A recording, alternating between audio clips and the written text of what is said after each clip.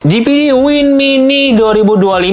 Ya betul, gue udah bikin banyak video shortnya ini, bahkan waktu di IG atau di Facebook itu view-nya gede banget, udah hampir 2 juta ya, 1,8 M lah. Jadi memang banyak banget yang penasaran, tapi pas mereka cek harganya ya mereka mundur. Mereka bilang ini mahal banget, tapi memang gue harus akui kalau benda ini sangat mahal ya. Dan dengan harga segitu sebenarnya worth it nggak sih beli benda ini? Tapi kesimpulan awal gue ya, ini opening aja, kalau selama pengalaman gue pakai sebenarnya menyenangkan banget pakai GPD Win Mini 2025 ini. Tapi kekurangannya ini bikin gua kadang jadi nggak betah, kadang betah ya. Memang ada banyak kekurangan walaupun di harga semahal ini. Mungkin kita langsung aja review si benda ini kali ya. Gua Calvin dari Teknogeek ya. Jangan lupa subscribe sebelum nonton ya. Jadi kita langsung aja mulai review singkat tentang si GPD Win Mini 2025. Nah terus kalau di paket penjualannya ada apa aja? Sebenarnya secara dari kotak bawaannya itu cuman ada sih ya konsol itu sendiri sama charger 65 watt yang udah ada kabel Type-C to Type-C ya. Tapi ya karena gue udah banyak charger, gue juga nggak pakai, akhirnya gue simpen di kotak. Tapi ini karena gue belinya second, jadi memang kabelnya udah agak sedikit kotor ya. Memang ini hal yang agak normal nih. Apalagi karena kan warnanya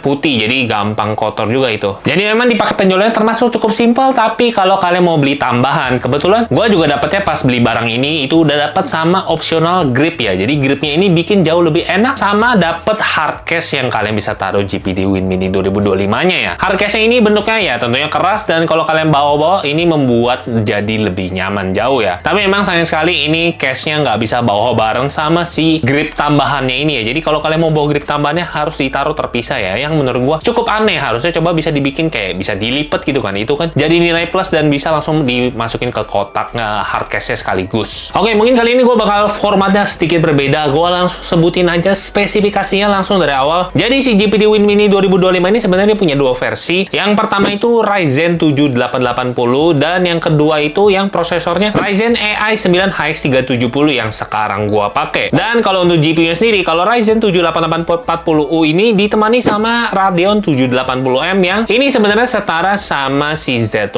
Extreme ya. Sedangkan kalau AI 9 HX370 itu ditemani sama Radeon 890M yang ini juga sebenarnya setara sama Z2 Extreme punya. Jadi ya kalau secara jeroannya sebenarnya kencang banget nih. Kalau untuk RAM dan storage-nya itu sendiri, kalau yang 8840U itu ditemani sama 16 GB RAM-nya, storage-nya 1 TB udah M2 SSD, sedangkan yang AI 9 HX370 itu dia pakai RAM 32 GB dan storage-nya 2 TB ya. Jadi ini storage-nya gede banget. Memang gue sangat seneng banget pakai si GPD Win Mini 2025 karena punya spek yang sangat mantap ya. Nah, yang terakhir masalah apa? Baterai. Ya, betul. Ini adalah kelemahan paling fatal kalau menurut gua. Baterainya cuma 44,24 watt hour. Aduh, ini kecil banget. Bahkan ini mirip banget sama si ROG Ally yang putih ya. Dan selama pengalaman gua pakai itu memang baterai ini sangat menyedihkan bisa dibilang. Nah, untuk spek layarnya, ini layarnya mantap banget. Layarnya 7 inch 120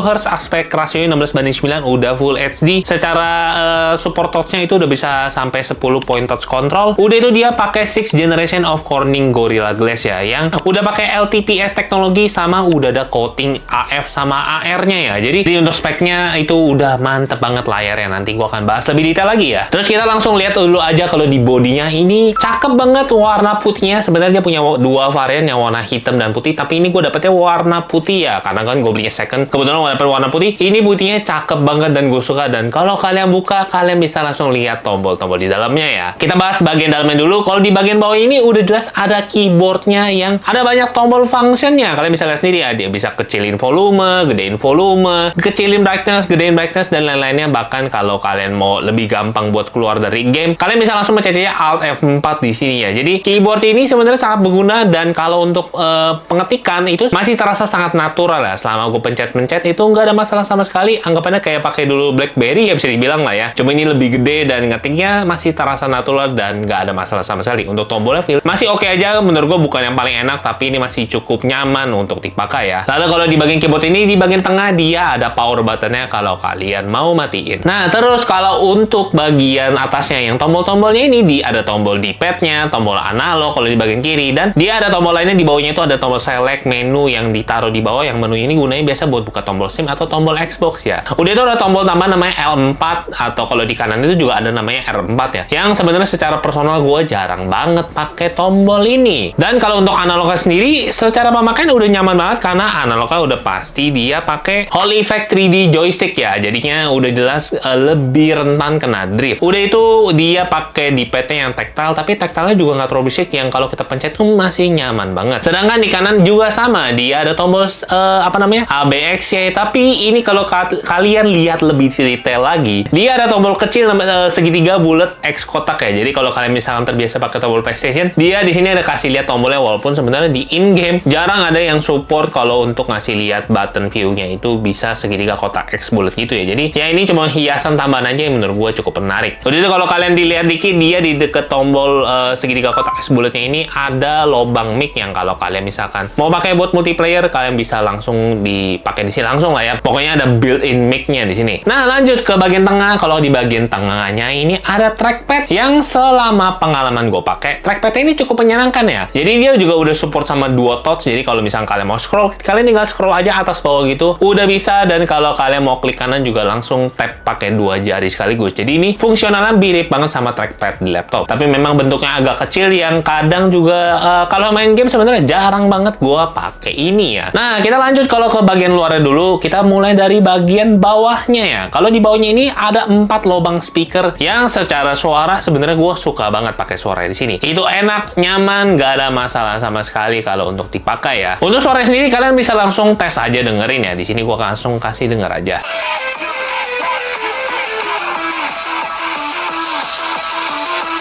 Nah, kalau untuk di bagian kiri dan kanannya sebenarnya polosan, kecuali yang di kiri. Kalau kiri itu dia ada tombol toggle yang kita bisa naikin, itu kayak model iPhone punya lah bisa dibilang. Itu gunanya kalau kalian joysticknya mau diganti jadi mode mouse yang sebenarnya tidak terlalu berguna. Kenapa ya? Karena kebanyakan ada kalau kita butuhin gitu langsung aja pakai trackpadnya. Jadi memang case-nya sangat sedikit untuk pakai ini. Mungkin kalau kalian mau game FPS bisa kepake kali ya. Tapi siapa main game FPS di sekecil ini? Agak susah menurut gua juga. Selain itu kalau di ujung-ujungnya ini dia ada sebuah 2 lubang yang gunanya bisa kalian taruhin gantungan, atau biasanya kalau di Joy-Con itu yang buat gantungin langsung di kanan, itu bisa langsung gantungin aja mau di kiri di kanan, sesuaiin aja sama preferensi kalian. Lalu kalau kita cek di bagian belakang, dia ada USB 4.0 dan USB 4.0 ini ada 2 ya. Jadi kalau kalian mau pakai eksternal GPU udah pasti langsung support di sini. Apalagi GPD juga sebenarnya dia ada keluarin eksternal GPU yang kita bisa langsung pakai ke si GPD Win Mini dengan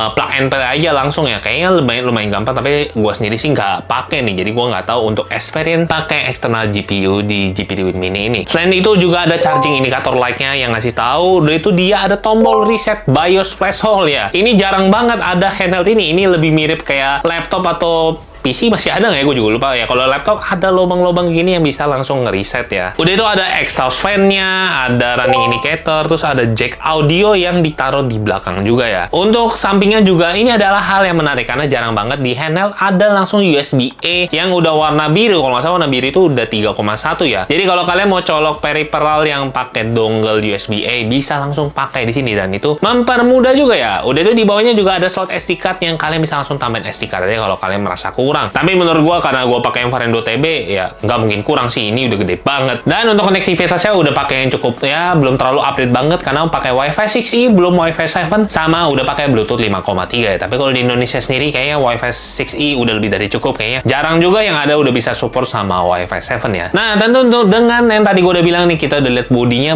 itu memang sangat compact. Kalian bisa lihat sendiri nih untuk ukurannya, langsung gua tulis, dan dia punya beratnya berapa? Beratnya cuma di 555 gram ya. Betul, ini enteng banget yang nanti akan gue bahas secara pengalaman gue pakainya ya. Oke, tadi gue udah bahas secara spesifikasi, langsung aja gue kali ini buat yang reviewnya agak berbeda ya. Gue mau bahas secara pengalaman gue pakai. Yang pertama adalah apa? Ya betul, OS Windows-nya tidak sama sekali menyenangkan untuk dipakai. Selama pengalaman gue pakai OS Windows-nya, gue malah sering kena bermasalah, kayak contohnya kena throttling lah, kena pas lagi main gamenya kurang oke lah, kadang-kadang suka black screen karena kayaknya entah kenapa GPD toolnya nih, kalau kalian lihat nih, gue kadang-kadang suka pakai GPD toolnya untuk ganti kayak medium, high, low. Yang gue nggak bakal bahas penting karena kenapa ya, tool ini tidak terlalu berguna banget. Gue merasa ini sangat jelek experience-nya, walaupun dia udah pakai Windows 11 Pro ya. Yang sayang sekali ini gue nggak suka banget karena ya dibandingkan sama Legion Go sama ROG Ella yang masing-masing punya Harmonic Rate, punya Legends Voice, GPD tool ini menurut gue sangat kurang matang ya untuk dipakai. Kayaknya mesti banyak tweak-tweak manual yang tentunya bikin pengalaman mainnya jadi lebih enak. Tapi ya gue malah nggak suka untuk pakai si GPD Win Mini 2025 dengan OS Windows yang akhirnya gue langsung aja bikin dual boot ke BZ yang sebenarnya akhirnya gue jarang juga sih login ke Windows itu sendiri karena Windows di sini nggak terlalu enak. Mendingan gue pakai handheld lain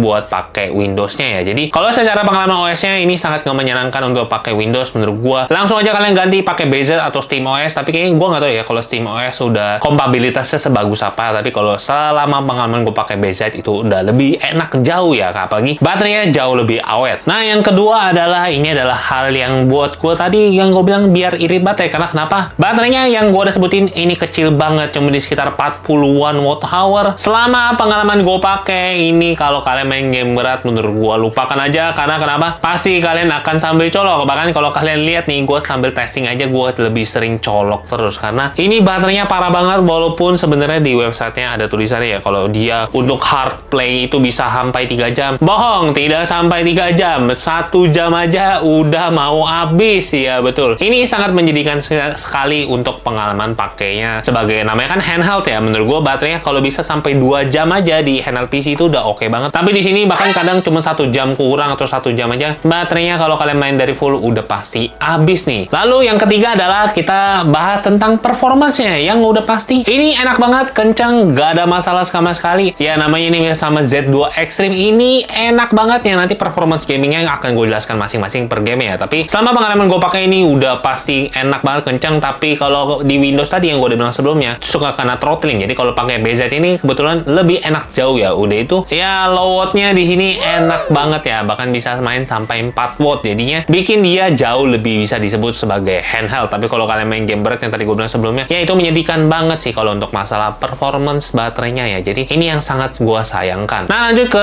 bahasan selanjutnya, itu adalah masalah gripnya. Apakah enak atau enggak? Ya untuk menurut gue ini di luar ekspektasi, gripnya enak. Tapi memang butuh penyesuaian aja ya. Karena pertama kali gue pakai itu memang agak aneh karena tombolnya kan nggak kayak controller pada normalnya. Dia bentuk segitiga, kotak X bulatnya itu di dalam, D-padnya juga di dalam, untuk analognya juga di nyamping kayak gini. Tapi selama pengalaman gue pakai, tombolnya masih enak dipakai, ngegripnya enak. Walaupun kalian nggak pakai nih, itu menurut gue oke banget. Tapi kalau kalian mau main game yang tentunya lebih action, udah pasti grip ini sangat membantu karena megangnya jauh lebih enak. Apalagi tangan gua gede ya, jadi kalau megangnya tanpa grip kadang berasa lebih cepat pegel dibandingkan nggak pakai. Jadi kalau untuk sekarang gue lebih sering pakai selalu gripnya ya dibandingkan nggak pakai. Lalu kalau kita ngomongin masalah, kalian kita udah lihat ya tadi di bagian belakangnya itu kan ada kipasnya, ada atasnya juga ada exhaustnya yang kipasnya ini berisik banget. Bahkan kalau di Windows itu menurut gue salah satu kipas yang paling berisik yang pernah gue pakai, dan ini nggak menyenangkan kalau kalian sambil main ya. Walaupun sebenarnya kalau kalian main ya kadang-kadang pasti kalian lupa lah, tapi ini berisik banget yang harusnya kalian akan notice nih. Kalian bisa langsung coba denger sendiri ya.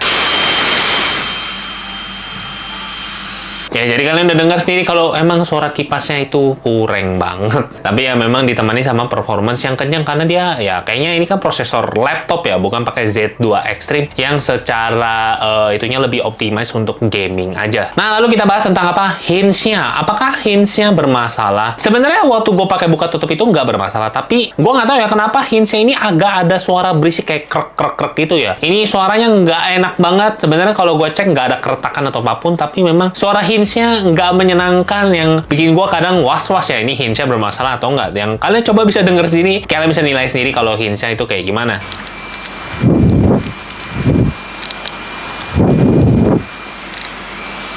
Dan yang terakhir, poin terakhir sebelum gue bahas tentang gaming performance adalah layarnya. Ini adalah layar IPS terbaik ya. Mungkin sebelumnya gue udah ngomong, tapi ini punya, gue nggak tahu ya kenapa saturation itu bagus banget. Bahkan hitamnya aja kadang gue nggak nge ini hitam pekat banget ya. Walaupun sebenarnya kalau kalian lihat dari samping ya pasti karena abu. Tapi ini dari mata gue aja dia bisa membohongi ya. Dan untuk akurasi warnanya itu bagus banget. Ini kalau kalian mau pakai main, pakai nonton, apalagi dia udah pakai namanya teknologi LTPS yang kayak ini jauh lebih baik ya. Udah itu udah support support VRR, sama ya selama pengalaman gue main itu stuttering itu juga jarang karena dia punya clarity yang bagus. Mau pakai gaming, streaming, mau nonton itu udah mantep banget. Yang gue belum bahas yang terakhir adalah tentang apa? Portabilitas. Ya betul, ini benda sangat kecil dibandingkan handheld lain nih. Ini gue langsung kasih lihat comparisonnya aja ya. Kalau kita bandingin sama EOS Intor, udah jelas EOS Intor lebih kecil ya pastinya karena dia juga punya ukuran 6 inch. Udah itu dia handheld Android yang biasanya jauh punya ukurannya nggak segede dibandingkan handheld PC. Tapi ini kalau kita comparein sama kayak contoh di ROG Xbox Li atau ROG Xbox Li X, ini gue pegangnya yang Li putih yang biasa. Itu udah jelas lebih kecil, bahkan kalau kita bandingin nih layarnya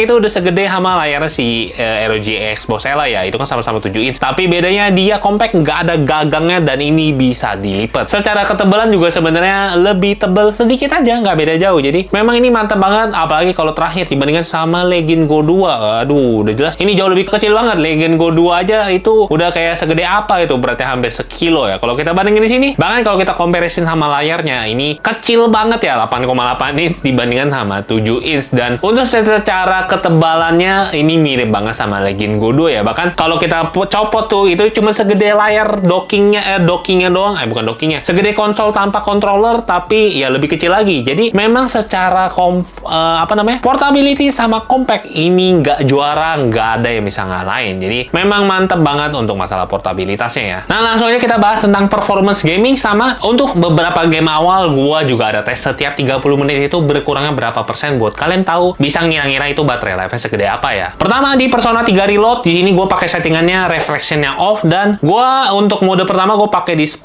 watt, itu selama 30 menit itu berkurangnya 20% dan FPS-nya itu dapat di 35 sampai 45. Menurut gua di sini masih sangat nyaman untuk dipakai karena dia masih dapat di 30 lebih, yang secara mata itu masih enak dilihat ya. Tapi kalau kalian gas ke full TDP, dia bisa dapat FPS-nya 85 sampai 100 FPS-an. Ya jauh banget ya, hampir 2,5 kali lipat kalau untuk kita mainin di full TDP. Lalu ada Trails in the Sky First, itu gue main di 15 watt, itu settingannya low FSR 80%, selama 30 menit berkurangnya 34%. FPS-nya itu masih dapat yang lumayan kenceng ya, masih dapat di 52 sampai 68 FPS-an. Dan kalau kita mainin di full TDP itu berkurangnya 60%. Nah, ini baru gede banget. Jadi kalau kalian penasaran kayak berkurangnya segede apa sih? Ya ini gede banget, bahkan hampir 1 jam aja itu nggak bisa untuk si GPD Win Mini 2025 ini. Dan kalau untuk FPS sendiri itu dapatnya di 58 sampai 71 FPS ya. Lalu lanjut ke 007 First Light ya. Settingannya gue taruh di low FSR quality. Itu kalau main di 15 watt selama 30 menit berkurangnya 27%. Dapat FPS-nya di 28 sampai 35 FPS-an, yang kadang-kadang sebenarnya dia nggak sampai stuttering ngedrop di bawah 28 ya. Jadi menurut gue masih cukup oke lah untuk kompromi di sini. Dan kalau kalian mainin di full TDP itu berkurangnya 57%, dapat FPS-nya 50 sampai 55 FPS. Jadi ya untuk FPS-nya sayang-sayang nggak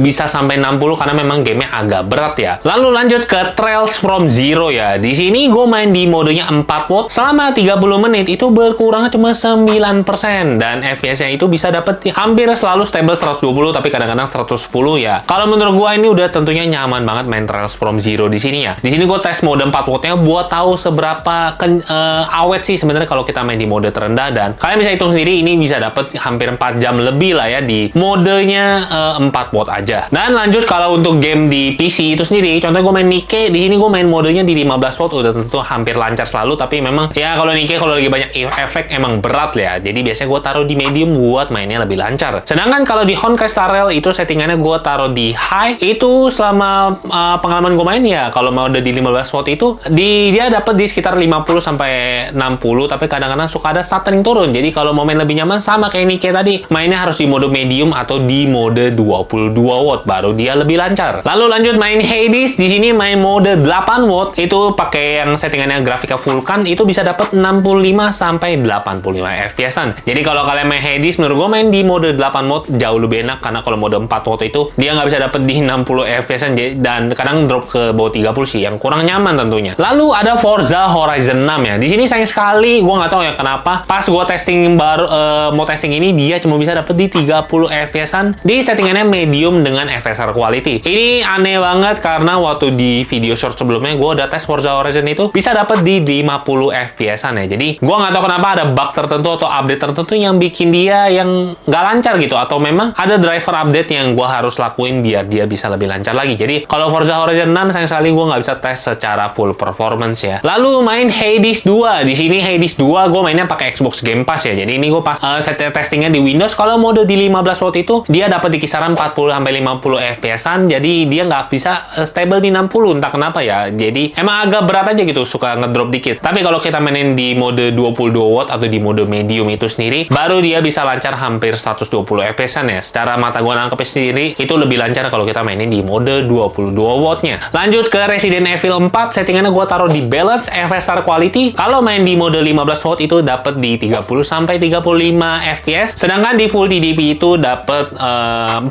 sampai 60 FPS ya. Jadi kalau kalian mau main mode di awet baterai ya tentunya di 15 watt udah tentu masih oke banget, masih dapat di 30-an tanpa ada stutteringnya. Lanjut ke Stellar Blade, sama di sini gue settingannya pakai low FSR quality tanpa frame generation. Kalau di mode 15 watt itu tentunya masih oke banget, masih dapat 40 sampai 50 FPS-an. Sedangkan di full TDP baru tuh dia bisa lebih dari 60, bisa dapat 60 sampai 70 FPS-an. Jadi ya overall kalau kalian mau main di handheld yang baterai bikin dia lebih awet, kalian taruh aja di 15 watt, hampir semua game itu jalan kalau kita mainin di 15 watt. Kecuali untuk dua game selanjutnya. Yang pertama ada Monster Hunter Wilds. Di sini gua harus mainin di full TDP karena kalau di 15 watt itu kurang oke ya. Karena ini kan gamenya optimisasinya salah satu yang lumayan jelek ya. Udah itu kalau kita settingannya low aja, ini full TDP cuma bisa dapet di 37 sampai 50 FPS-an. Jadi ya ini tergantung sama pas lagi rendering tempatnya sebanyak apa, tapi overall dia bisa dapetnya di sebenarnya kisaran 40-an lah mostly. Jadi ya MH Watt saja yang agak berat di sini, kesulitan juga pakai si Ryzen AI 9 HX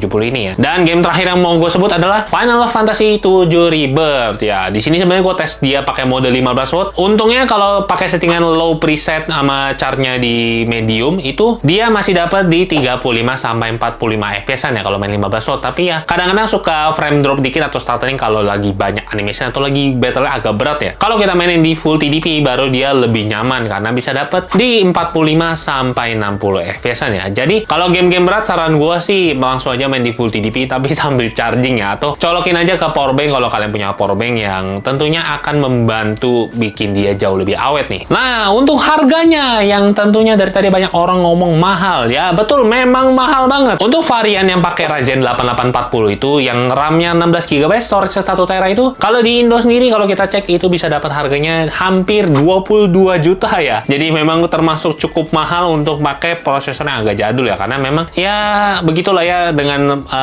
fitur yang ada memang dia jadinya agak mahal. Apalagi dia masuk Indo itu nggak resmi yang tentunya bikin pajak dan lain-lainnya jadi lebih gede ya. Sedangkan kalau pakai yang Ryzen AI HX 370 itu dengan RAM 32GB dan storage 1 TB itu harganya hampir 30 juta. Yang tentunya udah jelas pasti orang udah bilang mendingan motor NMAX ya. Kalau kalian belum ada motor ya jangan beli handheld semahal ini lah. Ini terlalu mahal memang, yang menurut gua nggak masuk akal untuk dibeli. Ya jadi itu aja review singkat tentang si GPD Win Mini 2025. Selama pengalaman gue pakai sebenarnya gue cukup suka dengan portabilitasnya sama compactnya ya. Apalagi dia punya berat yang cuma di 500 graman aja. Kalau dipakai nenteng itu atau dipegang handheld mulu ya enak banget, nggak berasa tangan cepet pegel. Tapi memang trade off-nya adalah di baterainya yang sangat kecil, yang akhirnya tentunya gue mainnya harus sambil colok, atau ya kalau kalian mau bawa keluar ya harus bawa powerbank buat menemani si GPD Win Mini 2025. Tapi tentunya hal lainnya banyak hal positif juga yang memang di harga sini kayaknya gue nggak tahu sih harus bilang positif atau enggak. Dia punya layar yang bagus, pakai LTPO yang sampai gue merasa ini bukan layar IPS biasa, ini udah mirip banget sama OLED ya. Jadi memang enak banget. Udah itu dia ada built-in keyboardnya yang tentunya untuk di beberapa case sangat membantu ya. Apalagi kalau kalian mau ngetik-ngetik jauh lebih gampang dibandingkan pakai on-screen keyboard. Secara kesimpulan gue, kalau kalian mau beli ini dengan cari yang memang compact tapi dengan trade-off baterai, dan kalian mau cari yang mode ada clamshell, tentunya secara megang dan secara kalau kita ngelihat itu lebih enak lah ya. Kalau kalian terbiasa main kayak NDS gitu kan memang layar di atasnya itu jauh lebih enak. Tapi menurut gua kalau kalian cari yang cuman masalah performance, nggak masalah dengan nggak perlu yang kayak gini, ada opsi lain yaitu ada Legion Go 2, tapi ini sebenarnya udah cukup mahal. Dan yang terakhir ada si ROG Xbox Ally X yang memang sebenarnya harganya udah naik, tapi dibandingkan yang lain harganya ini masih cukup normal, nggak terlalu parah naiknya. Dan dia pakai Z2 Extreme AI yang merupakan tahta tertinggi dari series Z2 ya. Jadi kalau menurut gua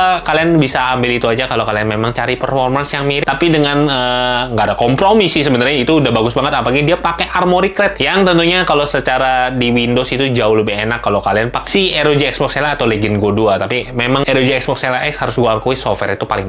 Di sini GPD toolnya itu kurang banget ya, akhirnya gue lebih sering pakai di base. Ya itu aja review singkat dari GPD Win Mini 225. Semoga kalian suka dengan format video seperti ini ya. Gue masih testing juga. Kalian bisa taruh komentar juga buat sebuah masukan buat gue. Kalau kalian suka dengan video ini, jangan lupa like. Kalau nggak suka, boleh dislike ya. Jangan lupa subscribe juga. Video review-review konsol selanjutnya, apalagi nanti ada MSI Claw 8iX ya. Gue nanti akan beli itu kemungkinan. Kalian juga jangan lupa follow sosmed teknologi. Ada di IG, ada di TikTok, ada Facebook, ada banyak lah. Kalian follow aja. Gue kadang suka update lebih cepet ya di situ buat kayak misalkan gue dapat konsol baru atau lagi tes barang-barang tertentu. Ya, jadi itu aja. Gue Kelvin dari Tekno. Kita ketemu lagi di video selanjutnya. Bye.